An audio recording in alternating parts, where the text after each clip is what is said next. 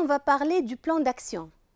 Dans le cadre du changement des pratiques dans la classe ou dans la mise en œuvre d'un nouveau projet, il est important de s'engager dans une démarche rationnelle de conception permettant de planifier efficacement la manière d'enseigner tout en écartant l'improvisation et le hasard. Planifier revient à décrire la manière d'investiguer le champ notionnel en prenant en compte d'une part les processus d'apprentissage, la motivation des élèves et la métacognition, et d'autre part les recommandations institutionnelles en termes d'approche didactique disciplinaire et de démarche d'enseignement. Le plan d'action support de la planification précise dans le temps l'agencement des activités des élèves et de l'enseignant, des ressources, des manières de faire susceptibles d'influer favorablement sur l'apprentissage des élèves. Un plan d'action est une prévision qui ne signifie pas une succession d'actions dont l'enseignant en est prisonnier, mais plutôt de prévoir des scénarios possibles qui seront mis en place en fonction des événements réels de la classe. Pour mettre en place un plan d'action, donc, il est important de définir la dimension temps, quand, la finalité en termes de connaissances et de processus d'apprentissage, le quoi, la finalité en termes de motivation, le pourquoi, la manière d'atteindre les buts fixés, comment, les ressources humaines, qui et matérielles, à l'aide de quoi. Les obstacles possibles, ce sont les risques. Toutefois, il existe certaines erreurs à éviter, comme passer trop de temps à construire un plan d'action au détriment de sa mise en œuvre. D'une manière générale, il est essentiel de garder en tête qu'il ne s'agit que d'un outil qui ne doit pas prendre le pas sur sa finalité. Je vous laisse regarder cette vidéo donnant plus d'informations relatives au plan d'action. Vous êtes en train de préparer votre projet pour le nouvel appel à projet du programme POCTFA.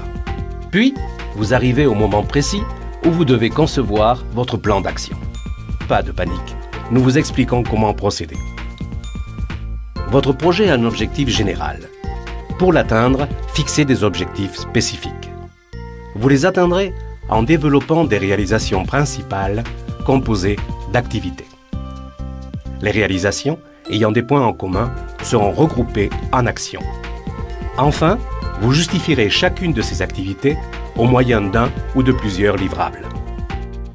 Par exemple, vous souhaitez améliorer l'accès des jeunes à l'emploi dans les Pyrénées. N'oubliez pas, votre objectif général doit s'adapter à la rubrique de la priorité d'investissement que vous avez sélectionnée parmi celles proposées par le POCFA. Pour ce faire, vous proposez d'améliorer le CV des jeunes en les formant aux diverses langues du territoire. Vous devez fixer entre un objectif spécifique au minimum et 3 au maximum. Comme vous souhaitez former la population jeune aux langues, votre action consistera à concevoir des modules de formation linguistique. Vous avez pensé concevoir un module pour que les jeunes apprennent le français et un autre module pour qu'ils apprennent l'espagnol.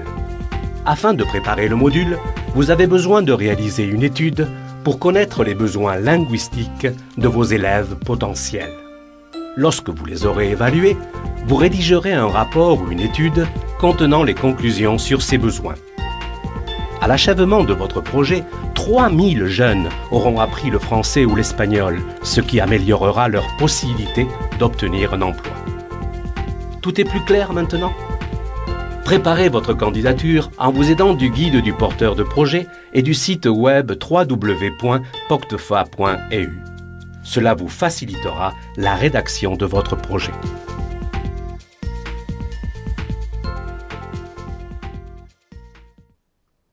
Je vous remercie pour votre attention et bonne continuation.